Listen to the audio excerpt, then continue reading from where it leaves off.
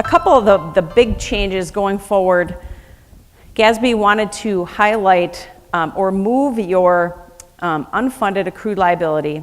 Now it's disclosed in your footnotes, and they're going to move that unfunded accrued liability, just like in GASB 68, directly to your balance sheet, government-wide balance sheet. The most common question I'm expecting that might happen is, you know, gosh, our liability increased a lot. Are you adding benefits? What's happening here? So, you know, you may just have some education around that. No, we're not adding benefits. These liabilities have always been disclosed, but they've been in the footnotes. Now we have to move them directly to the balance sheet. So, but it will cause, you know, that kind of change. You might have to do a little education there. It's always a good idea too that when you're talking to commissioners, board members, the public now about any of those GASB 68 or public pension changes, because that is such a big number change, it's a good idea now to give them a heads up that these same kinds of changes, or, you know, the same type of calculations will be going on for OPEBs in a couple more years. Maybe then you won't get as many questions when it happens on the OPEB front, if you can kind of link it in now with the public pension changes and let them know that, you know, a similar change is going to happen in a few years for OPEBs too. So again, the liability is moving directly to the balance sheet, unfunded accrued liability. And then they're really splitting, making a difference between what you may use for funding numbers or how you fund those post-employment benefits versus the expensing or accounting numbers. So the new rules are really only to be used for expensing or funding purposes. So a lot of plans, mainly in the public pension arena, will have to come up with kind of new funding targets or a new actuarial funding calculation. And it's going to be kind of delinked from the expense numbers. In the past, a lot of entities used that ARC, you know, as a funding number in some of their funding calculations. So again, now because we're not calculating that ARC anymore, there's a little bit of uncoupling there. So you may have separate funding calculations and strategies versus your expensing numbers.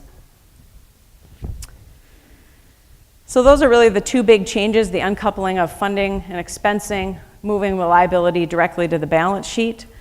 Some of the changes that happen in the background that maybe only the CPAs, auditors, and the actuaries care about as much. But along with the, again, more transparency, that liability moving to the balance sheet, they're really shortening up a lot of the amortizations or the expense compared to what you've been allowed to do in the past. So for example, if you make a change in your OPEB benefits or your OPEB provisions, for example, so maybe now you pay $300 a month for 5 years towards single health coverage, and you increase that to $400 a month for that same period of time, that plan change would, that expense, that change in the liability would show up all in the year that you make it in your expense or in that change in the liability. Whereas in the past, you've been able to amortize that over the longest period of time was 30 years in your expense. So a lot of these amortizations, gains and losses, things like that that happen in your change in liability are really being shortened up as to how that will be expensed. And I think some of that answers the questions of, you know, how could we find ourselves in this situation? Why is this just coming to light now, these liability issues or some of these benefit things? And I think it's because there were long amortization periods allowed.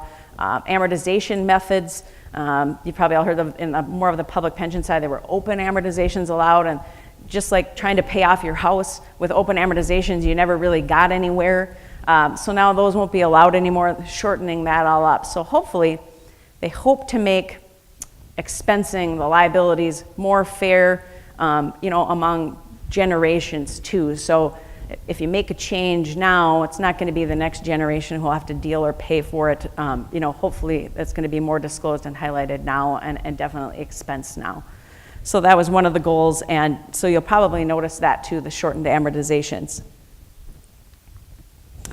Other changes, again, that maybe only actuaries and auditors care about as much, but some of the bigger ones. So how many right now know what funding method is being used in your OPEB valuation? So currently, right now, we actually had a choice of 6 funding methods that we actuaries could have, you know, chose from and given you your expensing numbers.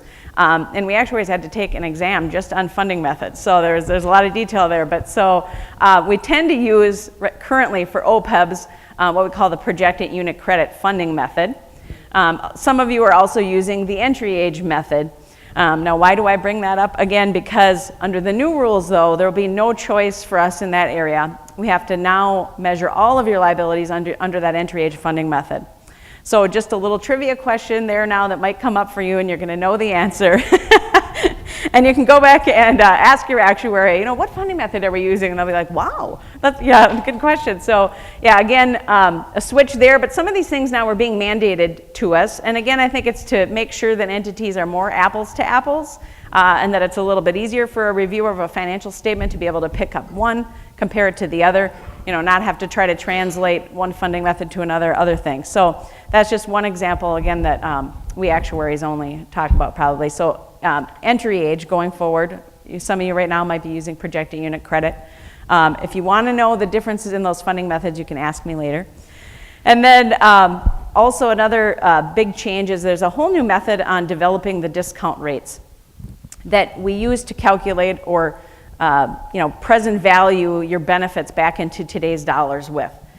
So currently, we can just look at what are you expected to earn on the benefits or the monies that will be used to pay your benefits when they come due. So again, we can look at, are you pay as you go? So what will your general fund monies earn over the long term? If you do have a trust backing up your OPEB liabilities, we look at, is your trust invested? What is it invested in? What is it expected to earn? And then how much of your liabilities are not funded? So that's what we do now to come up with the discount rate. And there's a little bit more freedom there. There's a little bit more leeway. The new method, again, there's a little more rigor around it, a few more rules. There's projections that we have to do if you have OPEB assets backing up your liabilities to come up with the discount rate under the new rules. And I think the biggest kicker is if you're not funded or if you're pay as you go, they actually gave us an index now that we kind of have to look at. So if you're not funded, we have to look at where are 20-year high-quality municipal bonds, that type of an index. What does that look like? And that's what we have to use for your discount rate. So as you can imagine, as the markets change, as that indice changes, your liabilities will bounce around a little bit as we have to change the discount rate. You may have some off-cycle changes to your liabilities that we have to make if there's large changes in the market or the discount rate that we really haven't had to do right now. So that's a little bit more of like what we have to do for corporate plan disclosures. We usually do have to change the discount rate every year there because it has to be more of a settlement rate. So you've probably, that's something, OPEBs are volatile anyway as a liability. So now some of this will add a little bit more volatility to it also. Again, now we have to apply some asset smoothing methods in the expense calculation, but you can never use the smooth value in the balance sheet number. So again, more volatility there if and you have assets that are funded and those are bouncing around if you're in equities, for example. Any material changes now that happen between your valuation date and your measurement date will have to be looked at. Numbers might have to be tweaked. And then another big kicker is that how many smaller entities do we have here that currently has to do your OPEB valuation only once every 3 years? Okay, now going forward, you're going to get to do it every other year. So everybody will be on a biennial cycle regardless of the size of the public entity. So remember, we used to kind of watch your plan member count to determine if you were a 3-year cycle or a 2-year cycle. Now going forward, everybody will be under a 2-year cycle.